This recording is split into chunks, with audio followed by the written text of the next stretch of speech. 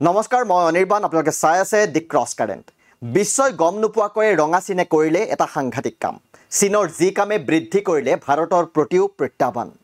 বিশ্বই নভবা কাম কৰি পেলালে চীন দেখে চীনে ললে হাপু মৰক লাঠিও নাভাঙক নীতি অতি সংগোপনে চীনে সম্পন্ন কৰিলে অতি শক্তিশালী অপাৰমাণৱিক হাইড্ৰজেন বোমাৰ সফল পৰীক্ষণ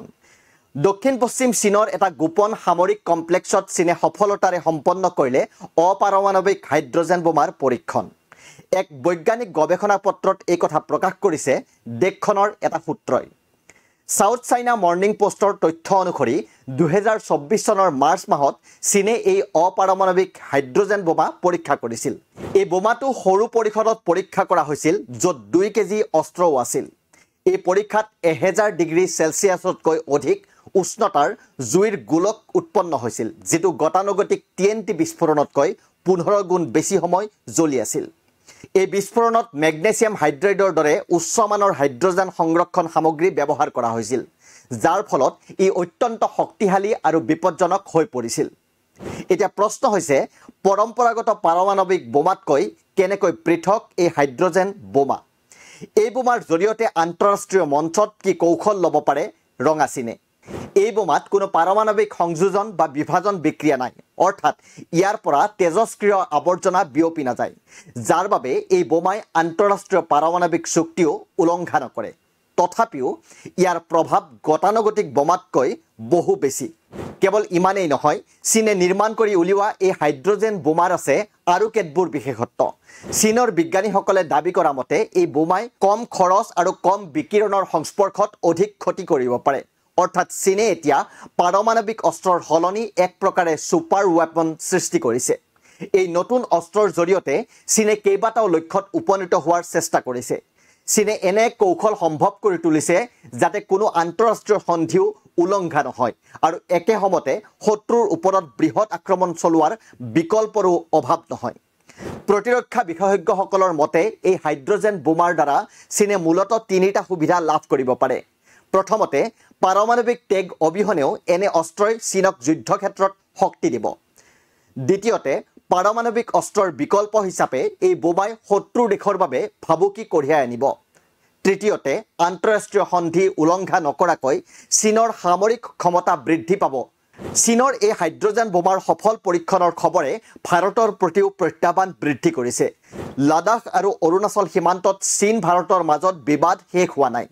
তেনে পৰিস্থিতিত চীনে এনে অস্ত্ৰ যদি সীমান্তত ব্যৱহাৰ কৰে তেতিয়াহলে বৃহৎ ক্ষতি হ'ব পাৰে যাৰ বাবে পাৰমাণৱিক অস্ত্ৰ ব্যৱহাৰৰ আওতাত চীনক ভাৰতে জগৰীয়া কৰিব নোৱাৰিব আনপিনে সামৰিক শক্তিৰ দিশৰ পৰা চালেও চীনৰ এই অস্ত্ৰৰ সংযোজন ভাৰতৰ বাবে আন এক ডাঙৰ প্ৰত্যাহ্বান ভাৰত আৰু চীনৰ সামৰিক শক্তিৰ তুলনা কৰিলেও দেখা যায় এটা ডাঙৰ ব্যৱধান সামৰিক বাজেটৰ কথা কওঁ 2024 চনত ষ্টকহোম ইণ্টাৰনেশ্যনেল পিছ ৰিচাৰ্চ ইনষ্টিটিউটৰ প্ৰেছ বিজ্ঞপ্তি অনুসৰি 2023 চনত চীনৰ প্ৰতিৰক্ষা ব্যয় আছিল 24.23 লাখ কোটি টকা আনহাতে সেই বছৰটোত ভাৰতৰ প্ৰতিৰক্ষা ব্যয় আছিল 6.93 লাখ কোটি টকা সহজ ভাষাত ক'বলৈ গ'লে চীনৰ বাজেটৰ প্ৰায় 1/4হে হয় ভাৰতৰ বাজেট সৈনিকৰ সংখ্যাৰ কথা কৈছো সমগ্ৰ বিশ্বৰ এক তথ্য নিৰীক্ষণ কৰা সংস্থা ষ্টেটিষ্টাৰৰ এক প্ৰতিবেদন অনুসৰি 2024 চনৰ শেষলৈকে চীনত প্ৰায় 2 লাখ সক্ৰিয় সৈনিক আছিল আনহাতে একে সময়ছোৱাত ভাৰতত প্ৰায় 14.5 লাখ সক্ৰিয় সৈনিকহে আছিল পাৰমাণৱিক অস্ত্ৰৰ বিষয়টোলৈ আহিছো ষ্টকহোম ইণ্টাৰনেশ্যনেল পিছ ৰিচাৰ্চ ইনষ্টিটিউটৰ প্ৰেছ বিজ্ঞপ্তি অনুসৰি 2024 চনলৈকে চীনত প্ৰায় 500টা সৰু ডাঙৰ পাৰমাণৱিক ৱাৰহেড আছিল আনহাতে ভাৰতৰ হাতত তাতকৈ বহু কম অৰ্থাৎ মাত্ৰ 127টা পাৰমাণৱিক ৱাৰহেডহে আছে ভাৰতৰ হাতত বায়ুসেনাৰ ক্ষেত্ৰলৈ যদি চাওঁ তেতিয়াহলে গ্লোবেল ফায়াৰ পাৱাৰৰ প্ৰতিবেদন অনুসৰি চীনত বৰ্তমান 3200খন বিমান আছে আনহাতে ভাৰতত আছে 2100খন সক্ৰিয় বিমান নৌসেনাৰ শক্তিলৈ চালে বৰ্তমান চীনৰ 360খনতকৈ অধিক যুদ্ধ জাহাজ আছে আনহাতে ভাৰতত প্ৰায় 150খনহে যুদ্ধ জাহাজ এই সময়ত আছে সাইবাৰ আৰু মহাকাশ ক্ষমতা কাৰ্নেগী এন্ডাউমেন্টৰ প্ৰতিবেদন অনুসৰি চীনে সাইবাৰ আৰু মহাকাশ সামৰ্থ্যত যথেষ্ট বিনিয়োগ কৰিছে ইয়াৰ উদ্দেশ্য হৈছে ভৱিষ্যতে চীনে মহাকাশ যুদ্ধৰ বাবে নিজকে প্ৰস্তুত কৰা লগতে প্ৰয়োজন হ'লে চীনেও যিকোনো দেশৰ বিৰুদ্ধে চাইবাৰ যুদ্ধ আৰম্ভ কৰিব পাৰে। আনহাতে ভাৰতেও এই দিশত বহুত কাম কৰি আছে। ৰাষ্ট্ৰীয় চাইবাৰ নিৰাপত্তা কৌশল আৰু প্ৰতিৰক্ষা চাইবাৰ এজেন্সি স্থাপন কৰাটো এই দিশৰ ভাৰতৰ অন্য এক পদক্ষেপ। ইয়াৰ উপৰিও ক্ষেপণাস্ত্ৰৰ ক্ষেত্ৰত চীনৰ মজুত ভাৰততকৈ বহু বেছি।